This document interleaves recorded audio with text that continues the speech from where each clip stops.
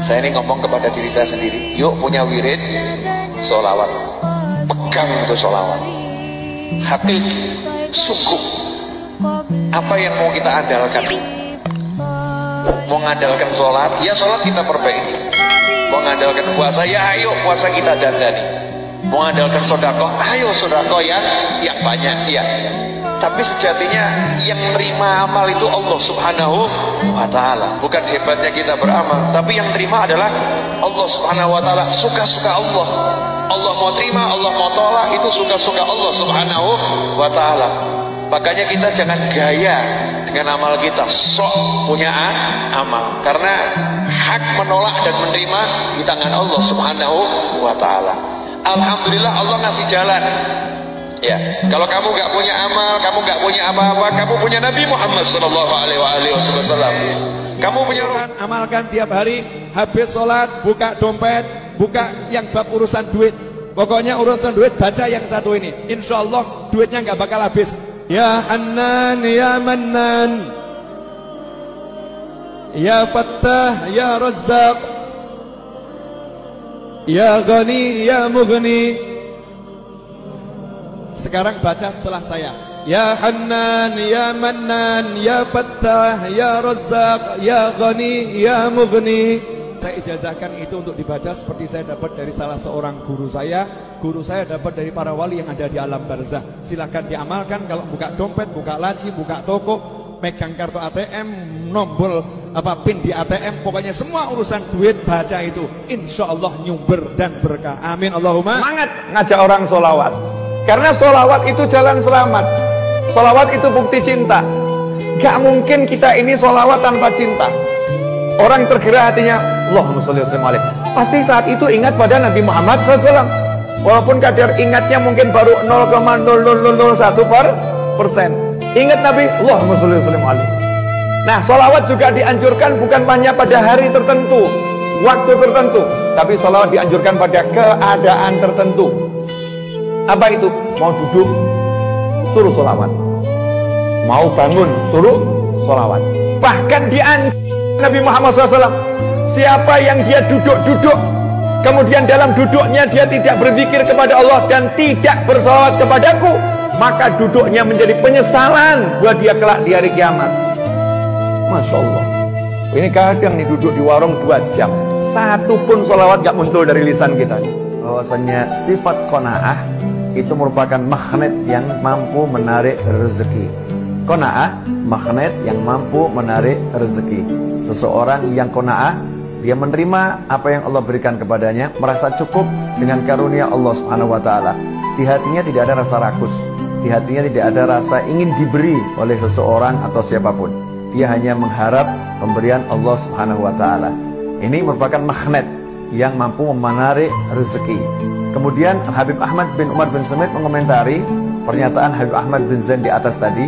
Kalau qanaah merupakan magnet yang mampu menarik rezeki, maka sebaliknya rasa rakus, rasa tamak itulah yang menjauhkan rezeki dari seseorang. Oleh karena itu ikhwani, jika dalam kehidupan ini kita merasa susah mencari rezeki, sulit mencari rezeki, ekonomi begitu dalam keadaan yang terhimpit, maka telitilah hati. Allah yang ngurus semuanya. Kemudian kita masih meragukan, besok saya makan apa? Besok kita hidup bagaimana? Maka keraguan kita ini tanda ingkarnya kita kepada Rabbil Alamin. Na'udzubillah min dzalik.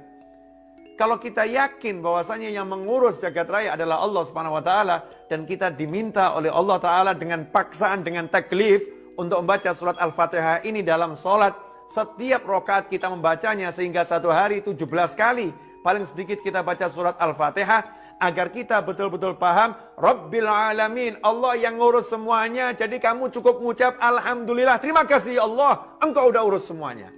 Kalau betul-betul itu kita paham dan kita hayati, hidup kita nggak akan ada keluh kesah, hidup kita nggak akan ada galau, hidup kita nggak akan ada pikiran-pikiran yang negatif. Kita akan selalu tenang karena Allah yang ngurus saya. Allah akan urus semuanya dengan yang terbaik. Kalau kita habis subuh misalnya, kita membaca doa Astaghfirullah lil mu'minin wal mu'minat 27 kali setelah sholat subuh. Astaghfirullah lil mu'minin wal mu'minat 27 kali. mau mintakan ampun mukminin wal mukminat yang telah meninggal dunia, yang masih hidup maupun yang akan datang. Astaghfirullah lil mukminin wal mukminat 27 kali, maka kita diberi ampunan oleh Allah Ta'ala sebanyak jumlah mukminin mukminat yang ada di jagat raya. Kenapa seperti itu? Karena doa ini muncul karena kita menyayangi mukmin yang lain. Ya, karena kita dari baginda Muhammad SAW. Rasul menyatakan, man istaftaha awwala naharihi bi khair. Siapa yang mengawali awal paginya dengan kebaikan, wa khatamahu bi khair, kemudian menutup akhir sore harinya itu dengan kebaikan pula, maka Allah berkata kepada para malaikatnya, la taktubu alaihi ma baina dzalika minadz dzunub.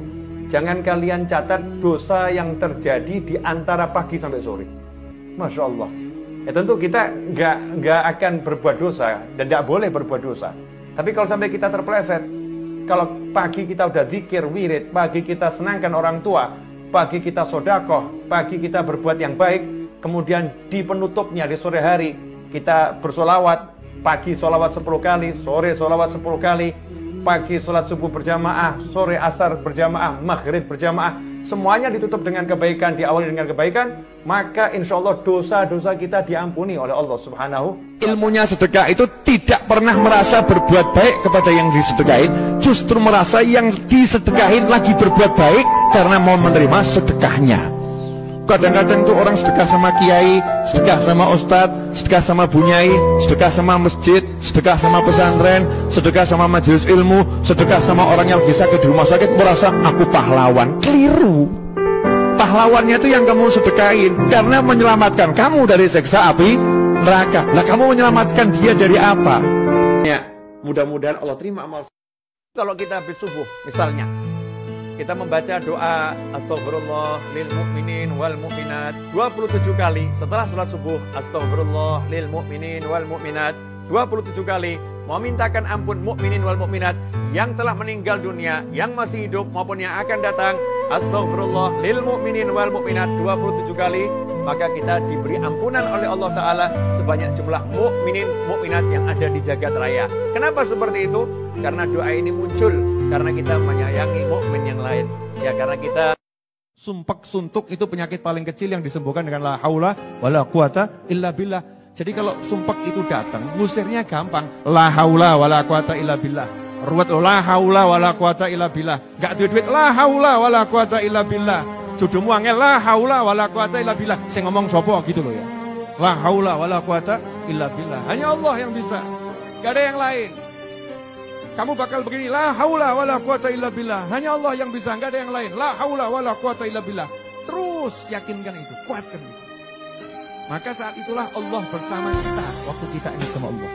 Allah bersama kita artinya apa? Malaikat-malaikatnya Allah bersama kita. Bala tentaranya Allah bersama kita. Malaikat-malaikatnya Allah bersama kita.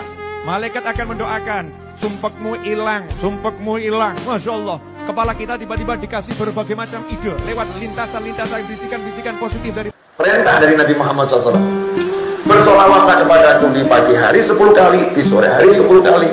Siapa yang pagi solawat 10 kali, sore solawat 10 kali, dia akan dapat syafaat. Apa arti syafaat? Luas. Bahasa Indonesianya syafaat itu pembelaan. Jadi bayangkan yang bela bukan bulan dan bulan, tapi Nabi SAW menyatakan aku pembelanya. Aku pembelanya. Ya kalau udah dibela oleh Nabi Muhammad SAW, kira-kira malaikat berani tidak berhadapan?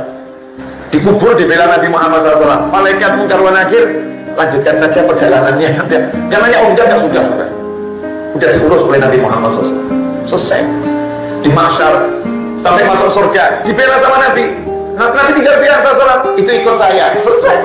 Rombongannya Rasulullah SAW. Coba kalau nggak dibela Nabi Muhammad SAW. Masalahnya ini ilmu praktek, bukan ilmu teori. Tahunya kalau dipraktekkan.